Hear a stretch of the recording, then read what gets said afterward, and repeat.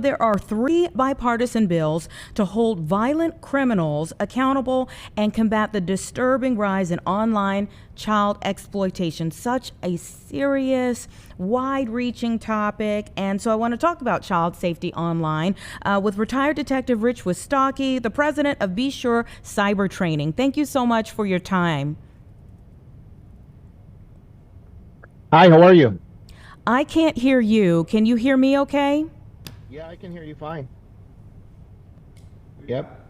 Okay, it's on my end here. So I'd Okay. like for you to, first and foremost, just talk about the importance of bills like this and a bipartisan effort to bring forth bills like this right now. Well, it doesn't get to the crux of the matter.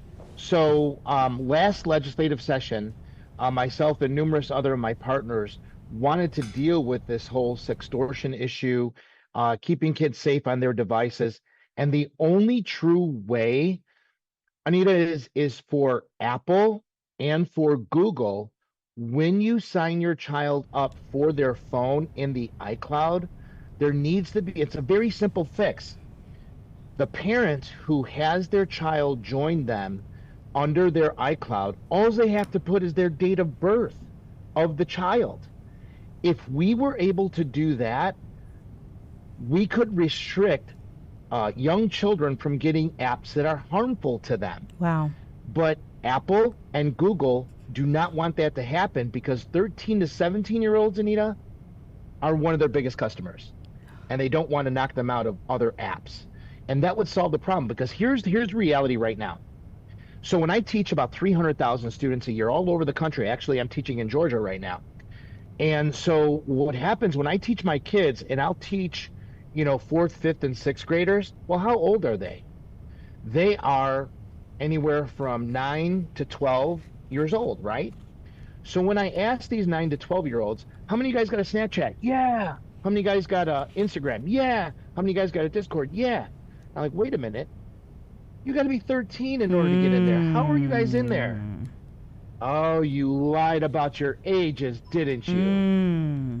So what happens is I ask the question, how many of you whined and whined and whined until your parents gave in? I'll get about 10 kids raising their hand. How many of you did it, downloaded it behind your parents' back, you didn't care what they thought? 75% raised their hand. So you had to put your name in, your email address in, your phone number in. Oh, wait, if I'm going to download Snapchat, I got to put my date of birth in. Okay, wait, I can't mess this up. I was born in 2015. Do I go up with my date of birth? Our kids are not the best mathematicians in the world. Or do I go down with my date of birth? And they're like, oh, I can't mess this up. I'll just put in 2000. That'll get me in. So I asked the kids, how many of you put in 2000 because you didn't want to figure out the math? 75% of them raised their hand. Anita, how old are they today if they put their date of birth of 2000? Yikes. 25. Yeah. And, So and who they're do you think so is going to far come talk from to it. them? Adults. Who's Yeah. going to send them these naked pictures? Adults, because they're 25. Who's going to ask our children for their naked picture? Adults, because they're telling everybody they're 25. And parents are suffering. They're suffering from a deadly disease that sets their children up for failure. It's called the NMK syndrome. Not my kid. Yeah. So, yeah. So when I have these presentations all over the United States, parent presentations, Anita, do you know how many show up? Less than 1% of the student body's parents will show up. Why? I don't need to go to that because my kid would never take naked pictures of themselves. I don't need to go there because my kid will know better what happens, knows better what'll happen to them if they do it. But yet these are the kids who become victimized.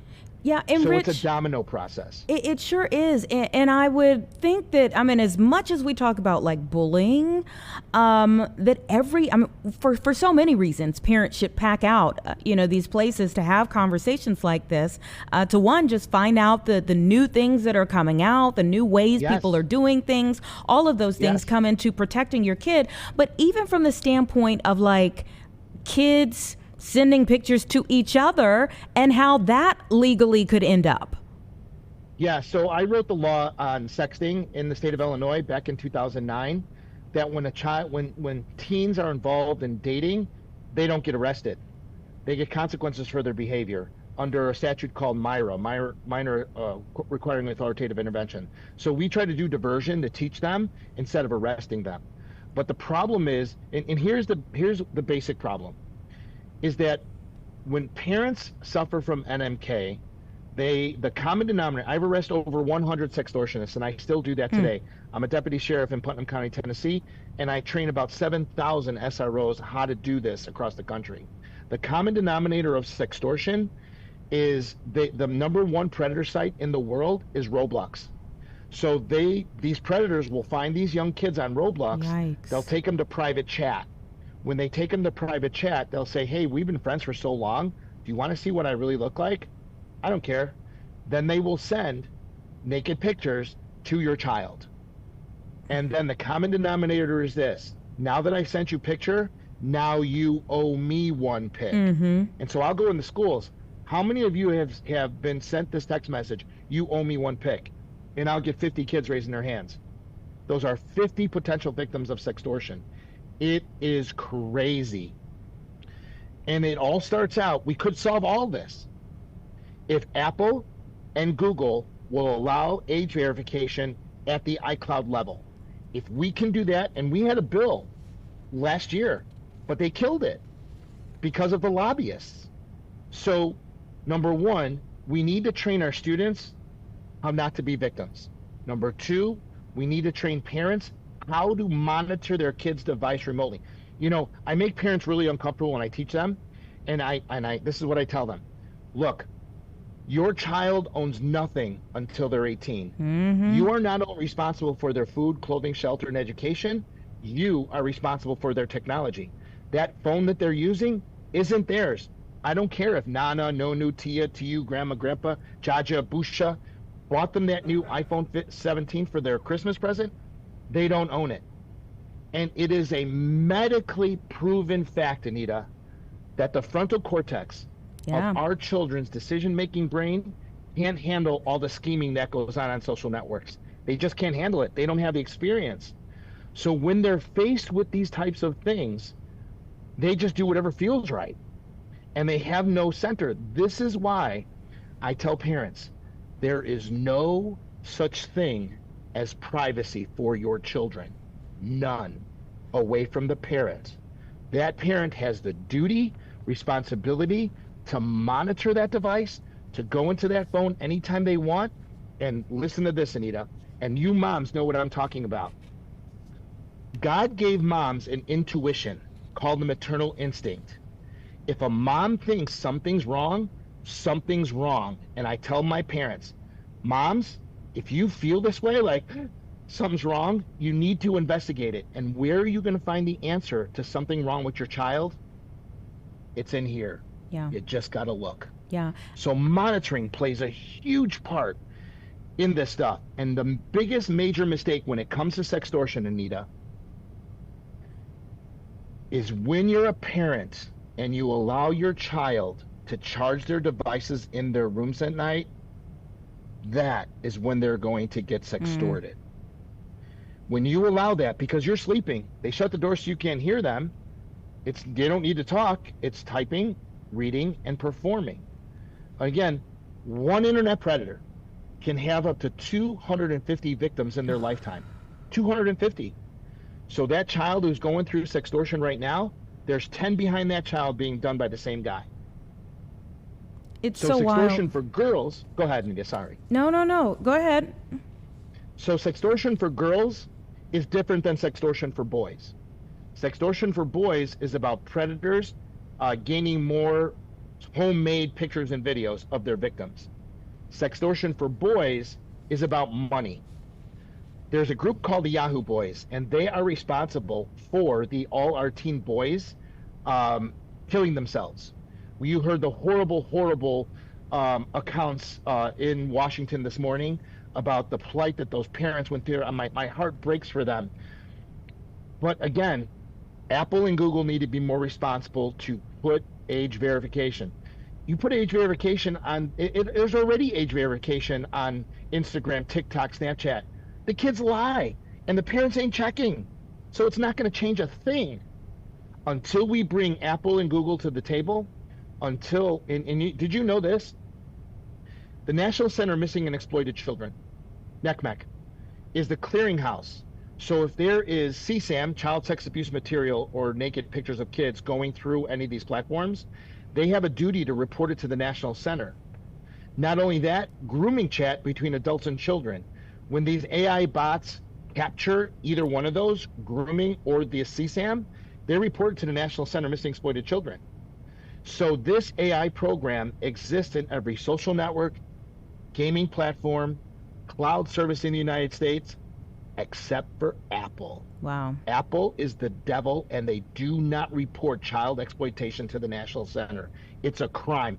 If anything, they should be made to report child exploitation to the National Center. Once that's reported, those cases are assigned to one of 7,000 people like myself in the Internet Crimes Against Children Task Force, and we investigate it. And I don't know what their legal argument is as to how they've been able to go around that. I know they have a ton of lawyers, I'm sure, working on their side to allow them to continue to act as they have.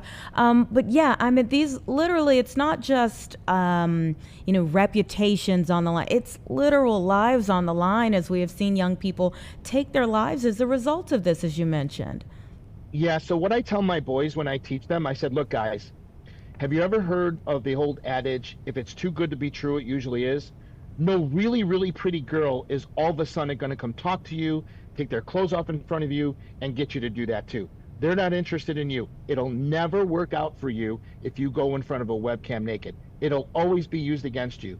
And if, God forbid, any of this stuff happens, there are 5 pieces of evidence that I train my students to grab. I need screen captures of everything if this happens to you. I need all the user IDs, the Zells, the Gmail accounts. I need pictures of that. I need a detailed statement as to what happened and how it made them feel. Do not report it to the social network as it's happening to you, because they may delete the account. And when we, as police officers, want to investigate it and we send them search warrants, if they already delete it before we get the search warrant, we don't know who did it. So don't report it to them. If this is happening, report it to us. And finally, I need printouts of all of the chat that happened in the Roblox, in Snapchat, in Instagram, and in Zelle, in Discord. I need printouts of that, and I need them saved on a flash drive.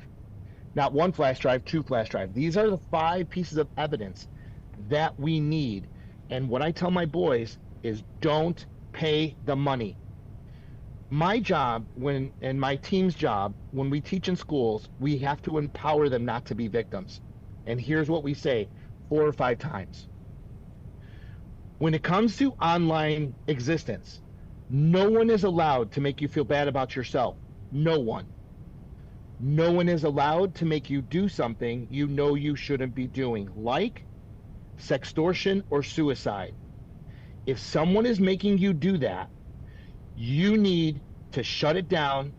You need to grab the 5 pieces of evidence, because when it comes to social networking and gaming, no one online is anonymous. There is no one I cannot find when it comes to social networking and gaming. When we tell the students that, and if you're looking at my slides and I'm triggering you and you're like, oh my God, yeah, that's exactly what happened to me, you need to come see me after the presentation, and I will make your pain stop. But whatever you do, don't pay the money if you're involved in sextortion. Give me the 5 pieces of evidence. And when you give us to the police department, within 2 hours, Anita, law enforcement can shut down the whole operation. The people who are doing this, they're called the Yahoo Boys from Nigeria. And there are actually hundreds of these people doing it to our kids. And a great excuse that I give my boys, so what they'll do is, while they're exchanging these naked pictures, the Nigerians are screen capturing the pictures and screen capturing their contacts. And then they will take one of those pictures and send it to one of the contacts. And then when the session's done, the Nigerian will get on, the Yahoo boy will get on and say, now that we have you, you're going to pay me $250 in gift cards. I'll give you 4 hours before I start sending the picture. And before the 4 hours, they automatically send a naked picture to their buddy. And their buddy texts him back, dude, what are you sending me, you weirdo?